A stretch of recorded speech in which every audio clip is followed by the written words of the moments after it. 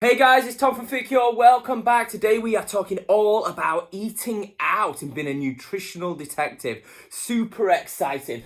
So, when it comes to being a nutritional detective and eating out, it's really important to be proactive with this sort of stuff, yeah? So skip the bread rolls, the crisps, and what you need to do with this kind of stuff, because they're always going to hand it to you. That the waiter's job is to essentially serve you. So what you need to do is you need to skip the bread roll. So as soon as you get there, say no thank you, because you need to put that physical barrier between you and the bread roll and the crisps. If not, they just stare at you, and then you will eventually eat those guys while you're waiting for your dinner, especially if you're waiting a while.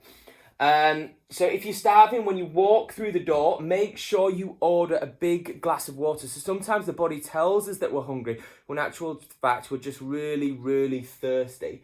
Oh, and just to go back to the bread roll part of it, if you are going to eat a bread roll, you've just opted to work out, or you feel like you need a reward for the week, or you don't really care, just consume that bread roll mindfully, yeah? Eat it, enjoy it, don't just go nom nom nom nom nom and keep getting them in the system, yeah? Just kind of eat it, enjoy it, taste it, eat it slowly, absorb the taste, don't just chow them down. And obviously, yeah, if you are going back to that bread basket, I'm obsessed with the bread basket today, and I'm just looking at my notes.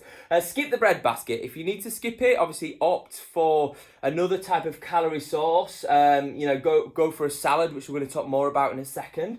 Go bunless. So chances are, for most of us with these burgers that we're consuming in restaurants, they're most likely going to come from refined, highly processed sources, and that can add sort of in excess of 200 calories per meal. So you take the bun out, and essentially you could get rid of 200 calories. And I don't know if you've ever been on a stepper or a cross trainer and seen how long it takes to burn that 200 calories. It takes quite a while. Yeah, so opt to go bunless, save yourself 200 calories easily, probably more depending on where you're eating.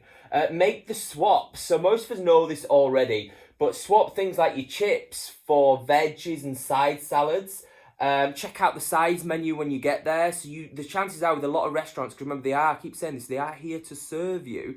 You can look at the sides menu and say, could I swap the chips for this? Could I double up my portions of vegetables? Those kind of things as well. That's what I'm talking about nutritional detective wise. So typically double up on these and check out your sides for a swap.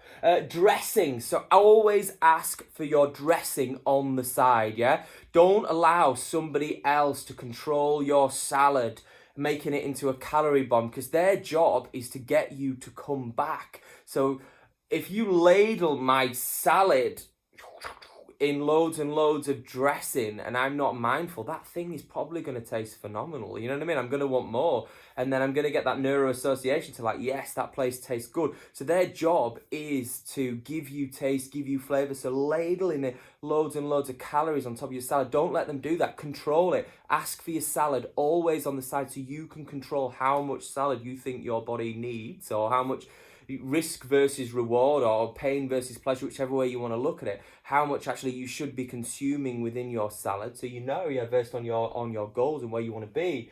And again, as I said, veg side salads typically double up the vegetables as well. So say no chips, but I'll have 2 portions of veg, please. Obviously dressing on the side, yeah, don't make it into a calorie bomb. So obviously your sauces and your creams are huge, really high calorie foods. Sometimes we don't realize, if you actually look at the contents of, if you look at the Caesar salad on the menu, sometimes it's got 600-700 calories in it. It's the Caesar dressing that does it to the salad. So just be mindful with those. Check out the sauces and the side salad creams and things. Eat your salad first. So interesting, research says salad first people eat less overall. So if you eat your salad before you eat anything else on your plate, or if you rock up and straight away say, have a side salad please, you will basically eat less throughout your meal. So research says to get that side salad ordered, pair it up with a big glass of water, and then you won't bugger all else, won't you? You have a tiny weeny little bill at the end. Don't do that, actually. Eat a full meal, protein, vegetable, carbohydrates, and everything else. So if you're super hungry, obviously order that salad as soon as sitting down. Best options wise, so always think about your best options. So we're going to sneak a little bit of protein in here, but only because it's got a little relationship to carbohydrates. So when you choose your protein, choose grilled or baked over the crispy or the breaded versions, because obviously you've got carbohydrates ladled around those. So try and go for it in its purest form, whether it's steamed or baked or grilled or however it comes. Yeah, try and go for that option over your crispy versions as well, because obviously that's naturally going to add a lot more calories to the food. Where are we? Work out before going out. Well, that makes sense, doesn't it? Because we know that 1 to 2 hours post exercise, you're better with insulin. And then obviously your glycogen stores are going to be depleted. So you're more likely to, if you do indulge post workout, you're more likely to store that in the depleted glycogen stores in your liver and in your muscles. So think, right, I've got a big night out tonight. Let's go rock a workout before we go, and you can enjoy it. It's like your reward for training hard. And if you're really on it with your nutrition at the moment and you're dialing something in, you've got a goal in mind, you're going somewhere, but you still want to have that social aspect and see friends and not be a monk, go for breakfast with them. Go say, oh, I'll tell you what, I'll meet you for breakfast, actually. I've got something to do. You can make excuses, because breakfast, if you think about it, you've got things like omelettes, you can mess around with that full English to take out the heavy carbohydrates that can potentially sometimes in it. You think about oats as well, things like that. You could have those almost like have a workout and then go for breakfast instead. Usually breakfast in restaurants is a healthier option. But be a nutritional detective, yeah? And remember, the restaurant is there to serve you.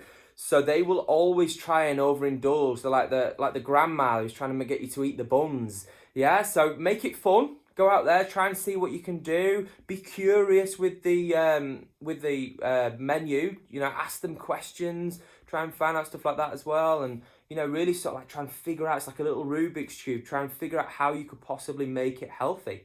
So guys, I'll see you tomorrow for another lesson.